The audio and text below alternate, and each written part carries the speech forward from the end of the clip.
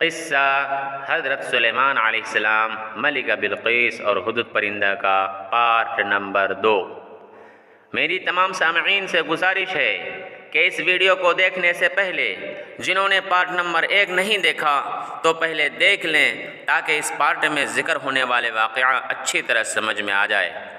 بسم اللہ الرحمن الرحیم۔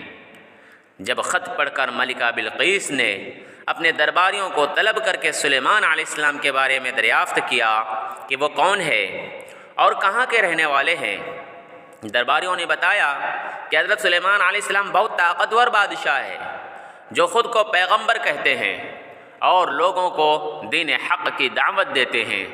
ملکہ نے درباریوں کو حضرت سلیمان علیہ السلام کے خط کے بارے میں بتایا اور انہیں خط کی عبارات سنا کر ان سے مشورہ مانگا کہ اس خط کا کیا جواب دیا جائے۔ درباریوں میں سے چند بڑے ارکان حکومت نے کہا، ہمیں حضرت سلیمان علیہ السلام سے خوف نہیں کھانا چاہیے کیونکہ ہمارے پاس بے حساب جنگی ساز و سامان ہے، اگر انہوں نے ہم پر حملہ کیا تو ہم ڈٹ کر مقابلہ کریں گے۔ اس کے باوجود آپ جو بھی مناسب سمجھیں فیصلہ کریں، ہم اس کی تعمیل کریں گے۔ ملکہ بلقیس نے درباریوں کی تجویز سن کر کہا، بے شک ہم طاقتور ہیں، لیکن کسی معاملے کا حل یہ نہیں کہ فوراً جنگ کے لیے تیار ہو جائیں۔ بہتر یہ ہے کہ چند قاصدوں کو بیش قیمت تحائف دے کر حضرت سلیمان علیہ السلام کی خدمت میں بھیجا جائے۔ اس بہانے قاصد ان کی شوکت و عظمت کا بھی بخوبی اندازہ لگائیں گے اور یہ بھی پتہ چل جائے گا کہ وہ ہم سے کیا چاہتے ہیں۔ اگر وہ واقعی زبردست قوت و طاقت والے بادشاہ ہوئے تو ان سے جنگ کرنا بے سود ہوگا۔ تمام درباریوں نے ملکہ کی رائے پر اتفاق کا اظہار کیا۔ تب ملکہ نے بیش قیمت تحائف کے ساتھ چند ایلچی دربار سلیمانی میں روانہ کیے۔ یہ ایلچی جب دربار میں پہنچے اور انہوں نے حضرت سلیمان علیہ السلام کی خدمت میں تحائف پیش کیے تو حضرت سلیمان علیہ السلام نے تحائف دیکھ کر ایلچیوں سے فرمایا، تم جن قیمتی اشیاء سے مجھے بہلانے آئے ہو، ان سے زیادہ قیمتی اشیاء میرے اللہ نے مجھے عطا کر رکھی ہے۔ میرے نزدیک تمہارے ان تحائف کی کوئی حیثیت و اہمیت نہیں ہے۔ ملک و حکومت اور مال و دولت میرا نصب العین نہیں ہے، میں تو کلمہ حق بلند کرنا چاہتا ہوں۔ میری خواہش ہے کہ تمام لوگ اللہ کے حکم کے پابند ہو جائیں۔ تم یہ تحائف واپس لے جاؤ اور اپنی ملکہ سے جا کر کہو کہ اگر اس نے میرے نصب العین میں رکاوٹ پیدا کرنے کی کوشش کی تو میں ایک عظیم الشان لشکر کے ہمراہ آ کر اس کی محل کی اینٹ سے اینٹ بجا دوں گا۔ ایلچیوں نے واپس جا کر ملکہ بلقیس کو حضرت سلیمان علیہ السلام کا جواب بتایا۔ تب ملکہ بلقیس فکر مند ہو گئی اور ایک بڑے لشکر لے کر حضرت سلیمان علیہ السلام کی طرف روانہ ہوئی۔ وہ اپنے عظیم الشان تخت پر سفر کر رہی تھی۔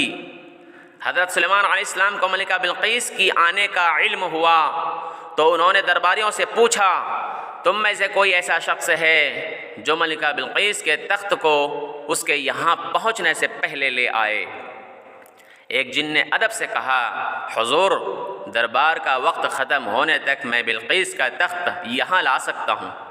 حضرت سلیمان علیہ السلام نے فرمایا، نہیں، یہ تو بہت وقت ہے، میں اس سے پہلے ملکہ کا تخت یہاں دیکھنا چاہتا ہوں۔ ایک وزیر اعظم جن تھا، انہوں نے کہا، حضور، اگر اجازت ہو تو میں پلک جھپکنے سے پہلے ملکہ کا تخت لا سکتا ہوں۔ آپ نے اس جن کو اجازت عطا فرما دی اور وہ پلک جھپکنے کی دیر میں ملکہ بلقیس کا تخت وہاں لے آیا۔ آپ نے ملکہ کا استقبال کیا اور اس کے آرام و آسائش کا سامان مہیا کیا۔ حضرت سلیمان علیہ السلام کے حسن و اخلاق سے بے حد متاثر ہوئی اور آپ پر ایمان لے آئی۔ پھر آپ سے اجازت لے کر واپس اپنے ملک چلی گئی۔ دوستو، قصہ حضرت سلیمان علیہ السلام، ملکہ بلقیس اور ہدہد پرندہ کا مختصر انداز میں نے ذکر کرنے کی کوشش کی ہے۔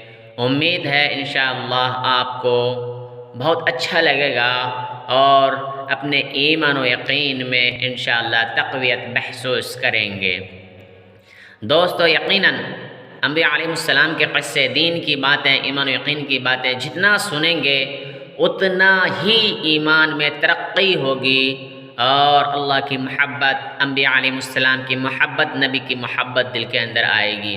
دوستو، اسی کے ساتھ چلتے ہوئے ایک چھوٹی سی اپیل کہ اگر جنہوں نے میرے چینل کو سبسکرائب نہیں کیا ہے پلیز ہمارے چینل کو سبسکرائب کیجئے اور جو بیل آئیکن گھنٹی ہے اس کو بھی آل کیجئے نوٹیفیکیشن کو، تاکہ ہم جو بھی ویڈیو اپلوڈ کریں فوراً آپ کو پہنچ جایا کریں۔